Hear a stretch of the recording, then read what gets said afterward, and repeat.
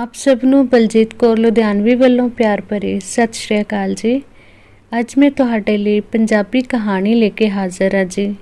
ਕਹਾਣੀ ਦਾ ਨਾਮ ਹੈ ਬਾਬਾ ਜੈਮਲ ਸਿੰਘ ਅਤੇ ਇਸ ਦੇ ਲੇਖਕ ਹਨ ਬੇਅੰਤ ਬਰੀਵਾਲਾ। ਪੇਸ਼ ਹੈ ਜੀ ਕਹਾਣੀ।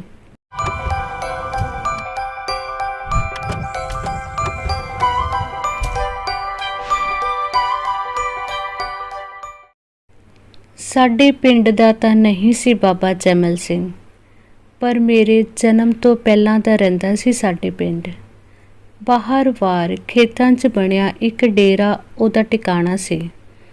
ਕਿਸੇ ਨਾਲ ਬਹੁਤਾ ਨਹੀਂ ਸੀ ਬੋਲਦਾ। ਪਿੰਡ ਵਿੱਚ ਉਹ ਹਰ ਰੋਜ਼ 2 ਵਾਰ ਆਉਂਦਾ ਸੀ।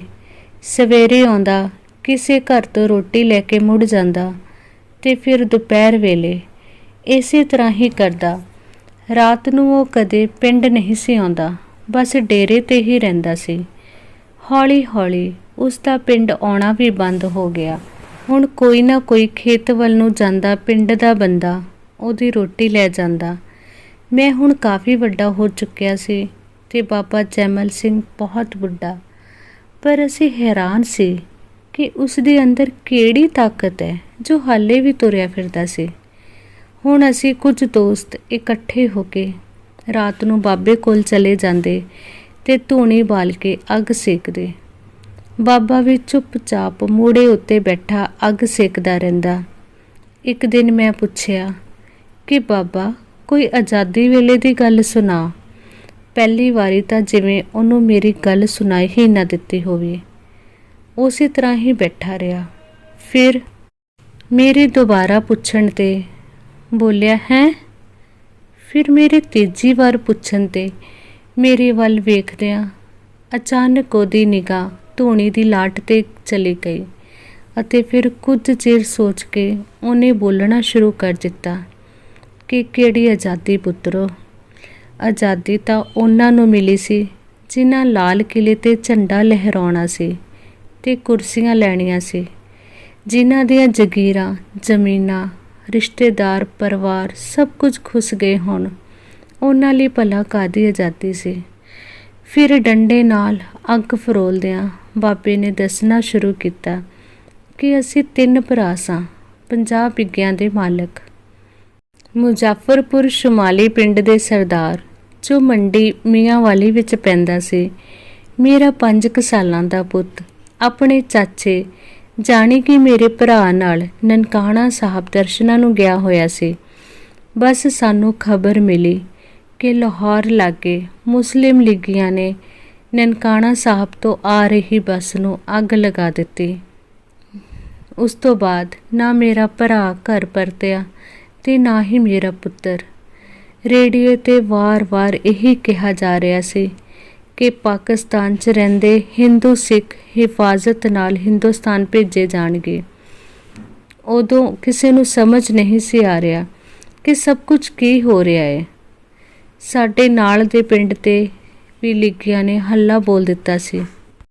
ਸ਼ਾਮ ਜਿਹੇ ਦਾ ਟਾਈਮ ਸੀ ਕਿ ਚਾਚਾ ਬਸ਼ੀਰਾ ਭੱਜਾ ਆਇਆ ਤੇ ਆਉਂਦਿਆਂ ਹੀ ਮੇਰੀ ਘਰਵਾਲੀ ਨੂੰ ਕਹਿੰਦਾ ਕਿ ਛੇਤੀ ਨਾਲ ਉੱਠ ਧੀਏ, ਛੇਤੀ ਮੇਰੇ ਨਾਲ ਚੱਲ।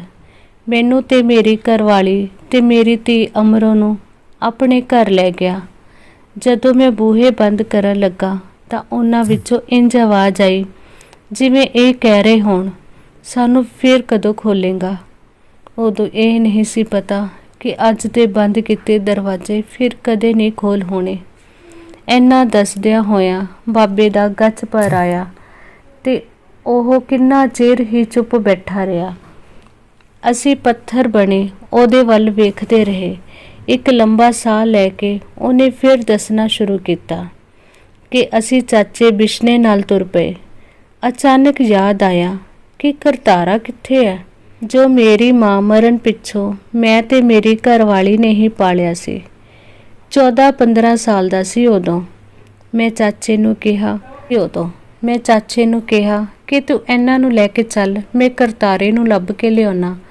ਪਰ ਚਾਚਾ ਮੱਲੋ ਜ਼ੋਰੀ ਸਾਨੂੰ ਆਪਦੇ ਨਾਲ ਘਰ ਲੈ ਗਿਆ ਅਤੇ ਸਾਨੂੰ ਆਪਦੇ ਤੂੜੀ ਵਾਲੇ ਕੋਠੇ ਵਿੱਚ ਲੁਕਾ ਦਿੱਤਾ ਤੇ ਕਰਤਾਰੇ ਨੂੰ ਲੱਭਣ ਚਲਾ ਗਿਆ। ਕੁਝ ਦੇਰ ਬਾਅਦ ਮਗਰੋਂ ਭੱਜਦਾ ਭੱਜਦਾ ਆਇਆ ਤੇ ਬੋਲਿਆ, ਆਵਾ, ਕਿਉਂਕਿ ਸਾਡੇ ਪਿੰਡ ਤੇ ਕਿਸੇ ਵੀ ਟਾਈਮ ਹੱਲਾ ਬੋਲ ਸਕਦਾ ਹੈ। ਪਰ ਕਰਤਾਰਾ ਕਿੱਥੇ ਹੈ? ਮੈਂ ਚੀਖ ਕੇ ਬੋਲਿਆ। ਉੱਥੇ, ਓਹੋ, ਇੱਥੇ ਹੀ ਹੋਣਾ, ਚਾਚੇ ਬਸ਼ੀਰੇ ਨੇ ਤਸੱਲੀ ਦਿੱਤੀ। ਸਾਡਾ ਸਮਾਨ ਗੱਡੇ ਤੇ ਲੱਦ ਦਿੱਤਾ ਗਿਆ। ਚਾਚੇ ਦੀ ਧੀ ਨੂਰਾਂ, ਜੋ ਮੇਰੀ ਅਮਰੋ ਦੀ ਹਾਨਣ ਸੀ, ਅਮਰੋ ਦੇ ਗਲ ਲੱਗ ਐਦਾਂ ਰੋਈ ਕਿ ਅਸਮਾਨ ਦਾ ਕਲੇਜਾ ਪਾਟ ਗਿਆ ਹੋਵੇ। ਫਿਰ ਮੇਰਾ ਹੱਥ ਫੜ ਕੇ ਪੁੱਛਿਆ ਕਿ ਵੀਰੇ, ਤੁਸੀਂ ਕਿੱਥੇ ਜਾਓਗੇ? ਉਹਦੀ ਇਹ ਗੱਲ ਸੁਣ ਕੇ ਮੇਰੀਆਂ ਭੁੱਬਾਂ ਨਿਕਲ ਗਈਆਂ ਤੇ ਮੈਂ ਕਿਹਾ ਕਿ ਨੂਰਾਂ, ਟਹਿਣੀਆਂ ਟੁੱਟੇ ਪੱਤਿਆਂ ਦਾ ਕੋਈ ਘਰ ਨਹੀਂ ਹੁੰਦਾ, ਬਸ ਜਿੱਧਰ ਹਵਾ ਲੈ ਜਾਓ ਉੱਧਰ ਹੀ ਚਲੇ ਜਾਵਾਂਗੇ। ਚਾਚਾ ਬਸ਼ੀਰਾ ਸਾਡੇ ਨਾਲ ਤੁਰ ਪਿਆ ਤੇ ਉਹ ਸਾਨੂੰ ਕਹਿ ਰਿਹਾ ਸੀ ਕਿ ਕੋਈ ਨਾ, ਮੈਂ ਕਰਤਾਰੇ ਨੂੰ ਲੱਭ ਕੇ ਆਪ ਤੁਹਾਡੇ ਕੋਲ ਛੱਡ ਕੇ ਆਵਾਂਗਾ ਤੇ ਕਿਸੇ ਹੋਰ ਕਾਫਲੇ ਨਾਲ ਭੇਜ ਦੇ ਆਵਾਂਗਾ। ਸਾਨੂੰ ਕਾਫੀ ਦੂਰ ਇੱਕ ਹੋਰ ਕਾਫਲੇ ਨਾਲ ਰਲਾ ਕੇ ਚਾਚਾ ਵਾਪਸ ਚਲਾ ਗਿਆ। ਅਸੀਂ ਹਲੇ ਨਹਿਰ ਦਾ ਪੁਲ ਹੀ ਟੱਪੇ ਸੀ ਕਿ ਇੱਕ ਵਹੀਰ ਸਾਡੇ ਤੇ ਟੁੱਟ ਪਈ। ਸਭ ਕੁਝ ਲੁੱਟ ਕੇ ਲੈ ਗਏ। ਅਮਰੋ ਦਾ ਹੱਥ ਵੀ ਮੇਰੇ ਹੱਥਾਂ ਵਿੱਚੋਂ ਛੁੱਟ ਗਿਆ। ਰਾਤ ਦੇ ਹਨੇਰੇ ਵਿੱਚ ਪਤਾ ਨਹੀਂ ਕੌਣ ਚੁੱਕ ਕੇ ਲੈ ਗਿਆ ਮੇਰੀ ਧੀ ਨੂੰ। ਸਾਨੂੰ ਸਿਰਫ ਉਹਦੀਆਂ ਚੀਕਾਂ ਹੀ ਸੁਣੀਆਂ। ਉਹਦੀਆਂ ਚੀਕਾਂ ਨੇ ਮੇਰੀ ਘਰਵਾਲੀ ਦੇ ਦਿਮਾਗ 'ਤੇ ਐਸਾ ਬੋਝ ਪਾਇਆ ਕਿ ਹਾਏ ਕਰਤਾਰਿਆ, ਵੀ ਕਰਤਾਰਿਆ, ਤੇਰੀ ਮਾਂ ਨੂੰ ਜਾ ਕੇ ਕੀ ਮੂੰਹ ਵਿਖਾਊਂਗੀ, ਕਹਿੰਦੀ ਭੱਜ ਤੁਰੀ। ਮੈਂ ਬੜੀ ਮੁਸ਼ਕਿਲ ਨਾਲ ਉਸ ਨੂੰ ਸੰਭਾਲਿਆ ਤੇ ਅਸੀਂ ਇੱਕ ਕਮਾਦ ਵਿੱਚ ਲੁਕ ਗਏ। ਅਸੀਂ ਪੂਰੀ ਰਾਤ ਖੇਤਾਂ ਵਿੱਚ ਦੀ ਤੁਰਦੇ ਰਹੇ। ਪੋਹ ਫੁੱਟਣ 'ਤੇ ਆ ਗਈ। ਸਾਨੂੰ ਇਹ ਵੀ ਨਹੀਂ ਸੀ ਪਤਾ ਕਿ ਅਸੀਂ ਕਿੱਧਰ ਨੂੰ ਜਾ ਰਹੇ ਹਾਂ। ਅਚਾਨਕ ਸਾਡੇ ਕੰਨਾਂ ਵਿੱਚ ਆਵਾਜ਼ ਪਈ, ਏਕ ਓਂਕਾਰ ਸਤਿਨਾਮ ਕਰਤਾ ਪੁਰਖ ਨਿਰਭਉ ਨਿਰਵੈਰ। ਅਸੀਂ ਉਸ ਆਵਾਜ਼ ਵੱਲ ਹੋ ਤੁਰੇ। ਇੱਕ ਰਾਤ ਅਸੀਂ ਉਸ ਪਿੰਡ ਵਿੱਚ ਕੱਟੀ ਅਤੇ ਫਿਰ ਫਿਰੋਜ਼ਪੁਰ ਰਿਫਿਊਜੀ ਕੈਂਪ ਵਿੱਚ ਪਹੁੰਚ ਗਏ, ਜਿੱਥੇ ਪਹਿਲਾਂ ਹੀ ਹਜ਼ਾਰਾਂ ਲੋਕ ਬੈਠੇ ਸਨ। ਜਦੋਂ ਪੂਰਾ ਦੇਸ਼ ਆਜ਼ਾਦੀ ਦੀ ਖੁਸ਼ੀ ਮਨਾ ਰਿਹਾ ਸੀ, ਅਸੀਂ ਉਦੋਂ ਹੱਥਾਂ ਵਿੱਚ ਥਾਲੀਆਂ ਫੜੀ ਲੰਗਰ ਵਿੱਚ ਮਿਲਣ ਵਾਲੀ ਖਿਚੜੀ ਦੀ ਉਡੀਕ ਕਰ ਰਹੇ ਸੀ। ਇੱਕ ਇੱਕ ਕਰਕੇ ਸਭ ਨੂੰ ਜ਼ਮੀਨ ਅਲਾਟ ਹੋ ਰਹੀ ਸੀ, ਪਰ ਸਾਡਾ ਨੰਬਰ ਨਹੀਂ ਸੀ ਆ ਰਿਹਾ। ਇੱਕ ਦਿਨ ਮੁਨਸ਼ੀ ਕਹਿੰਦਾ, ਪਹਿਲਾਂ ਸਾਹਿਬ ਦੇ ਹੱਥ 'ਤੇ ਕੁਝ ਧਰੋ, ਫੇਰ ਮਿਲੂ ਵਧੀਆ ਜ਼ਮੀਨ, ਨਹੀਂ ਤਾਂ ਕੱਲਰ ਹੀ ਮਿਲੂ। ਪਰ ਸਾਡੇ ਕੋਲ ਤਾਂ ਪਾਉਣ ਨੂੰ ਕੱਪੜੇ ਵੀ ਨਹੀਂ ਸੀ। ਉਹਦੇ ਹੱਥ ਕੀ ਧਰਦੇ। ਆਖਿਰ ਅੰਮ੍ਰਿਤਸਰ ਦੇ ਕੋਲ ਸਾਨੂੰ 3 ਏਕੜ ਜ਼ਮੀਨ ਅਲਾਟ ਹੋ ਗਈ ਸੀ। ਮੇਰੀ ਘਰਵਾਲੀ ਦੀ ਹਾਲਤ ਦਿਨ ਬ ਦਿਨ ਵਿਗੜਦੀ ਹੀ ਜਾਂਦੀ ਸੀ। ਉਹ ਹਰ ਟਾਈਮ ਕਰਤਾਰਾ ਕਰਤਾਰਾ ਬੋਲਦੀ ਰਹਿੰਦੀ, ਪਰ ਨਾ ਚਾਚਾ ਬਸ਼ੀਰਾ ਆਇਆ, ਨਾ ਹੀ ਕਰਤਾਰਾ। ਮੈਂ ਰੋਜ਼ ਕੈਂਪ ਪਾਕਿਸਤਾਨ ਤੋਂ ਆਏ ਲੋਕਾਂ ਨੂੰ ਵੇਖਣ ਜਾਂਦਾ ਅਤੇ ਨਿਰਾਸ਼ ਮੁੜ ਆਉਂਦਾ। ਇਹ ਦੁੱਖ ਨਾ ਸਹਾਰਦੀ ਹੋਈ ਮੇਰੀ ਭਾਗਾਂ ਵਾਲੀ ਇਕੱਲੇ ਨੂੰ ਛੱਡ ਕੇ ਤੁਰ ਗਏ। ਜਿਹੜੇ ਪਿੰਡਾਂ 'ਚ ਪਨਾਹਗੀਰ ਵਸੇ ਸਨ, ਮੈਂ ਸਾਰੇ ਪਿੰਡਾਂ ਵਿੱਚ ਗਿਆ, ਪਰ ਕਰਤਾਰ ਕਿਤੇ ਨਾ ਮਿਲਿਆ, ਨਾ ਕੋਈ ਅਮਰੋ ਦੀ ਖਬਰ। ਫਿਰ ਥੱਕ ਟੁੱਟ ਕੇ ਬਸ ਇੱਕ ਪਿੰਡ ਨੂੰ ਹੀ ਆਪਣਾ ਡੇਰਾ ਬਣਾ ਲਿਆ। ਦੱਸਦਿਆਂ ਬਾਬੇ ਜੈਮਲ ਦੀ ਦੁੱਧ ਚਿੱਟੀ ਦਾੜੀ ਹੰਝੂਆਂ ਨਾਲ ਭਿੱਜ ਚੁੱਕੀ ਸੀ। ਬਾਬਾ ਡੰਗ ਦਾ ਸਹਾਰਾ ਲੈ ਕੇ ਉੱਠਿਆ ਤੇ ਹੌਲੀ ਹੌਲੀ ਡੇਰੇ ਵੱਲ ਤੁਰ ਪਿਆ। ਕਿੰਨਾ ਵੱਡਾ ਦੁੱਖਾਂ ਦਾ ਸਮੁੰਦਰ ਸੀ ਬਾਬੇ ਦੇ ਅੰਦਰ। ਅਸੀਂ ਕਿੰਨਾ ਚਿਰ ਉਸ ਬਾਬੇ ਨੂੰ ਪਿੱਛੋਂ ਵੇਖਦੇ ਰਹੇ।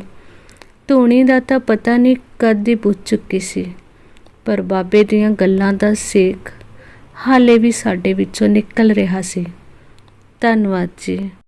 ਉਮੀਦ ਹੈ ਜੀ ਤੁਹਾਨੂੰ ਇਹ ਕਹਾਣੀ ਜ਼ਰੂਰ ਪਸੰਦ ਆਈ ਹੋਵੇਗੀ।